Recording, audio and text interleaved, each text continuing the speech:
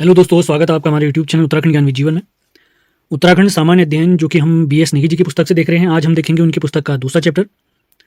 कल हमने उनके पहले चैप्टर के इंपॉर्टेंट वन लाइनर देखे थे। आज दूसरे चैप्टर के बहुत ही महत्वपूर्ण वन लाइनर हम देखने वाले हैं। आज का जो हमारा टॉपिक है उत्तराखंड का प्राचीन इतिहास है। तो इतिहास मैंने डिटेल में अजय रावत जी की पुस्तक से पहले ही पढ़ाया हुआ है, जिसके लिंक डिस्क्रिप्शन में दिए हुए हैं। उनके प्रैक्टिस सेट ऑलरेडी अवेलेबल हैं। तो इसके अलावा जो अन्य हमारे जैसे उत्तराखंड परीक्षावाणी है, उत्तराखंड जिला सीरीज है, अन्य सभी लिंक डिस्क्रिप्शन में दिए हुए हैं।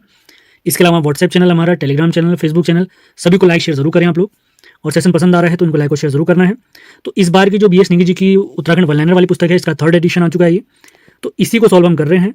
तो आज जो हमारा टॉपिक है, चैप्टर नंबर 2 उत्तराखंड का प्राचीन इतिहास, जिसमें उत्तराखंड की प्राचीन जातियों, प्रागैतिहासिक काल, आद्य ऐतिहासिक काल, कुमाऊं क्षेत्र और गढ़वाल क्षेत्र, इससे रिलेटेड जितने भी महत्वपूर्ण फैक्ट हो सकते हैं मैं सारे आपको कवर कराने वाला हूं। पहला चैप्टर हम समाप्त कर चुके हैं। ये सीरीज हमारी लगातार चलती रहेगी। इस पुस्तक में टोटल 47 चैप्टर हैं प्राचीन इतिहास। तो पहला पॉइंट मैंने इसमें से निकाला है, और रामगंगा घाटी में पाषाणकालीन अवशेषों की खोज यशोधर मठपाल जी ने की है। इन्हें उत्तराखंड का वेद व्यास भी कहते हैं, आपने याद रखना है। अगला पॉइंट है, और रामगंगा घाटी के पास में ही एक उड्यार मानी गुफा, रॉक शेल्टर भी कहते हैं जिसे, मेहरू उड्यार स्थित है, ये आपने ध्यान रखना है। अगला पॉइंट देखते हैं, रानी खेत के पास धनखल गांव में कुमाऊं विश्वविद्यालय ने एमपी जोशी और डीएस नेगी के संरक्षण में उत्खनन करवाया था। किस वर्ष से करवाया? 1998 में करवाया। अगला पॉइंट है, मंगोली शैलचित्र, ये नैनीताल से प्राप्त हुए हैं। अगला पॉइंट देखते हैं, मोरध्वज में उत्खनन का कार्य। मोरध्वज को वर्तमान में किस नाम से जानते हैं, आपको मैंने पहले बताया हुआ है। आप लोग कमेंट बॉक्स में जरूर बताएं। जितने भी सवाल आपसे पूछे जाते हैं, कमेंट बॉक्स ओपन है, उसमें आंसर देना है आपने। सेशन कैसे लगते हैं, पसंद आ रहे हैं, नहीं आ रहे हैं, क्या इंप्रूवमेंट आप चाहते हैं, वो सारे अपने कमेंट बॉक्स में लिखना है। मोरध्वज में उत्खनन का कार्य 1887 ईस्वी में एम मरखम ने करवाया था, आपने ध्यान रखना है। साहनी जी ने की थी। तो दयाराम साहनी जी ने उत्तराखंड के मंदिरों का अध्ययन 1919 से 1920 के बीच में किया था। महत्वपूर्ण फैक्ट पूछे जाने की बहुत ज्यादा संभावना है इसकी। अगला फैक्ट देखते हैं, महास्म संस्कृति की आकृतियों की खोज 1887 में और रिवेट कार्नक ने की। और इसकी आकृतियां वैसे प्राप्त कहां से हुई हैं, अगर आपसे पूछा जाए तो आपने याद रखना है, द्वाराहट के पास एक चंद्रेश्वर मंदिर है, वहां पर से हमें ये आकृतियां प्राप्त हुई हैं। अगला पॉइंट देखते हैं, देवी दुर्गा कप मार्क्स, जिनको हम ओखल भी कहते हैं, ओखली भी कहते हैं, तो इनकी खोज एमपी जोशी जी ने की है। महत्वपूर्ण फैक्ट है। अगला फैक्ट देखते हैं, गोपेश्वर के समीप कप मार्क्स की खोज डॉक्टर यशवंत कठौर जी ने की है। अगला महत्वपूर्ण तथ्य देखते हैं, उत्तराखंड की सबसे पहली प्राचीन प्रजाति कोल को कहा जाता है, जिनका पौराणिक ग्रंथों में नाम प्राप्त होता है मुंडे या शबर। इस जाति में नाग पूजा और लिंग पूजा भी पाई जाती थी, आपने याद रखना है। और इसी जाति में कुमार कुमारी प्रथा भी होती थी।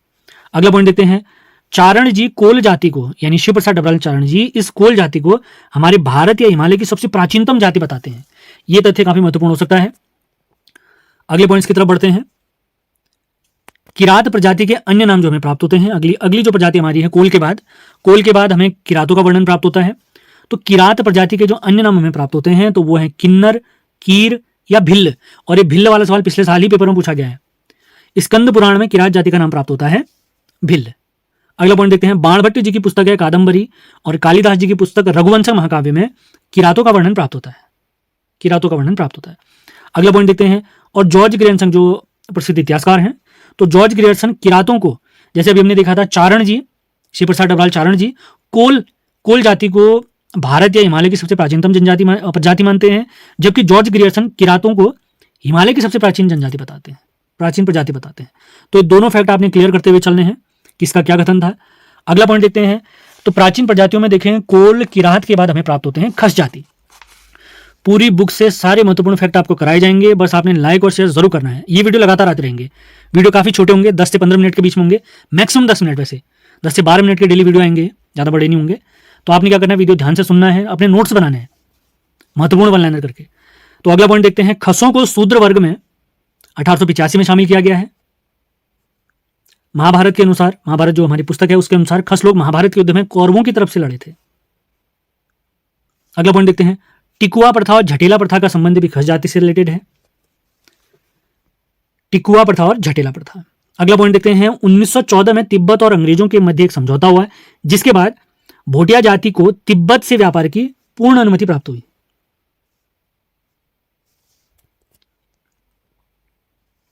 अगला पॉइंट देखते हैं, भूटांतिकों के समूह को कुंच कहा जाता है, महत्वपूर्ण फैक्टर हो सकता है। अगला पॉइंट देखते हैं, खुटानी नाला नैनीताल में पाषाणकालीन उपकरण खोजे हैं यशोधर मठपाल जी ने। अगला तथ्य देखते हैं, लाखों गुफा के शैल चित्रों की तुलना लाखों गुफा जो कि सुयाल नदी के तट पर हमारे प्यारे अल्मोड़ा में स्थित है, जिसकी खोज 1968 में MP जोशी जी ने की थी। तो यहाँ से प्राप्त जो शैल चित्र हैं इनकी तुलना भीमबेटका से प्राप्त शैलाश्रयों से होती है। शैलाश्रय मतलब गुफाओं से जो यहाँ चित्र प्राप्त होते हैं। भीमबेटका कहाँ पर स्थित है? भीमबेटका हमारे प्यारे मध्य प्रदेश में स्थित है। अगला पॉइंट देखते हैं, ग्वारख्या गुफा। ग्वारख्या गुफा को खोजने का श्रेय राकेश भट्ट जी को जाता है, जो कि डुंगरी गांव में स्थित है, अलकनंदा नदी के तट पर। और अगर जिला पूछा जाए तो चमोली में स्थित है। ग्वारख्या गुफा से 41 संगीन चित्र मिले हुए हैं, ये भी हमने ध्यान रखना है। अगला पॉइंट देखते हैं, गढ़वाल विश्वविद्यालय ने मलारी गांव चमोली में उत्खनन का कार्य किया है 1983 और 2001 में। यहां से इन्हें एक पशु कंकाल भी मिला है, जिसको वृषभ जुबू या जोबा भी नाम दिया गया है। इसी के साथ मलारी गांव से 5.2 किलो का सोने का मुकुट भी प्राप्त हुआ है, मुखावरण भी प्राप्त हुआ है। अगला पॉइंट काफी इंपॉर्टेंट है, और मलारी गांव से जो हमें बर्तन प्राप्त हुए हैं इनकी तुलना स्वात घाटी से प्राप्त बर्तनों से होती है। तो स्वात घाटी वर्तमान में कहां पर स्थित है? स्वात घाटी पाकिस्तान में स्थित है। अगला पॉइंट देखते हैं, मलारी से प्राप्त समाधानों को राहुल सांकृत्यायन जी खस जाति का बताते हैं। काफी महत्वपूर्ण फैक्ट है। आपको एक चीज क्लियर करवा दें, जो मलारी से हमें समाधान प्राप्त हुए इनकी खोज का श्रेय शिव प्रसाद डबराल चारण जी को जाता है। 1956 में उन्होंने इसको खोजा है। और इन्हीं समाधानों को कब्र भी कह सकते हैं हम, इन्हीं समाधानों को राहुल सांकृत्यायन जी खस जाति का बताते हैं, खस जाति। अगला पॉइंट देखते हैं, अल्मोड़ा के सानड़ा व बसेड़ी गांव से जो समाधान खोजे हैं वो है हमारे यशोधर मटपाल जी।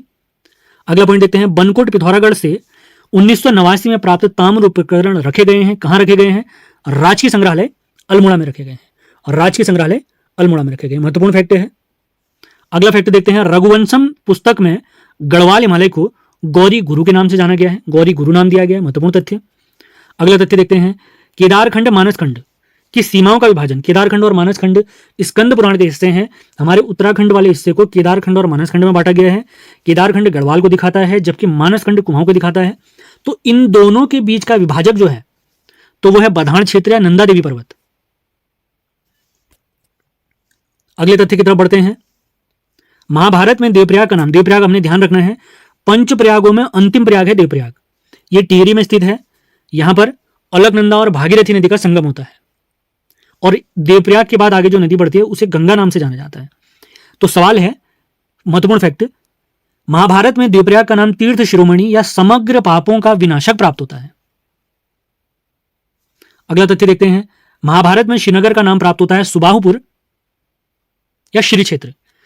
महाभारत के टाइम पे अगर देखें तो हमारे यहां पर पुलिंद राजा होते थे सुबाहु, इनकी राजधानी श्रीनगर थी, तो उन्हीं के नाम पर इस श्रीनगर को श्री क्षेत्र या सुबाहुपुर भी कहा गया है। और किसकी तरफ से लड़े थे महाभारत में अगर पूछा जाए? पुलिंद राजा सुबाहु महाभारत के युद्ध में पांडवों की तरफ से लड़े थे। अगला तथ्य देखते हैं, ऋग्वेद में उत्तराखंड का नाम उशीनगर प्राप्त होता है। तथ्य महत्वपूर्ण हो सकता है। अगले फैक्ट की तरफ बढ़ते हैं, बौद्ध साहित्य के अनुसार महात्मा बुद्ध का उसरी ध्वज कनखल जाने का वर्णन हमें प्राप्त होता है। बौद्ध साहित्यों में महात्मा बुद्ध कनखल क्षेत्र में आए थे प्राप्त होता है। उस कनखल को बौद्ध ग्रंथ में उसरी ध्वज कहा गया, जो वर्तमान में हमारा कनखल है।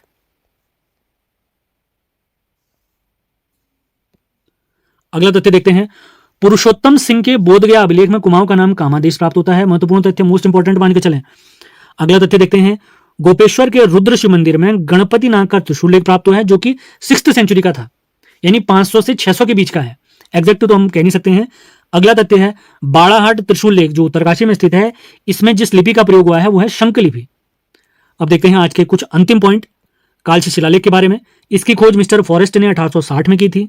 इसके निर्माता है मौर्य वंश का तीसरा शासक अशोक मौर्य। स्थापना वर्ष अगर पूछा जाए तो 257 ईसा पूर्व।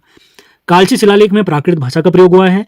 लिपि ब्राह्मी लिपि है, और कालची शिलालेख में हमारे प्यारे उत्तराखंड के इस क्षेत्र को अपरांत कहा गया है, और यहाँ के जो निवासी हैं, यानी इस क्षेत्र में जो निवासी हैं, उन्हें पुलिंद कहा गया है, पुलिंद कहा गया है।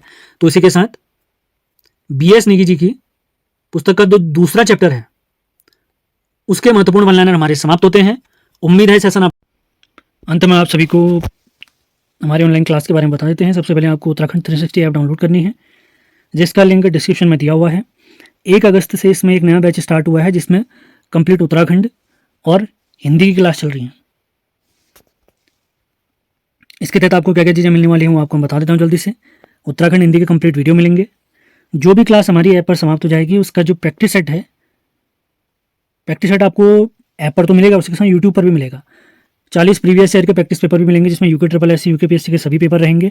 हिंदी के टॉपिक वाइज प्रैक्टिस सेट रहेंगे, जो आप एमसीक्यू के फॉर्मेट में ऐप में ही लगा सकते हैं। डेली करंट अफेयर की पीडीएफ मिलेगी, ये भी ध्यान रखेंगे। और हर टॉपिक समाप्त होने के बाद पीडीएफ आपको ऐप पर ही मिलेगी, जो ऐप में ही सेव रहेगी, ताकि इसका मिसयूज रोका जा सके। और कोर्स कंप्लीशन हमारा लगभग 3 से 4 महीने के अंतर्गत हो जाएगा। जिस दिन भी आप कोर्स परचेज करते हैं उस दिन से ये बैच चलेगा टोटल 6 महीने तक, ये ध्यान देंगे।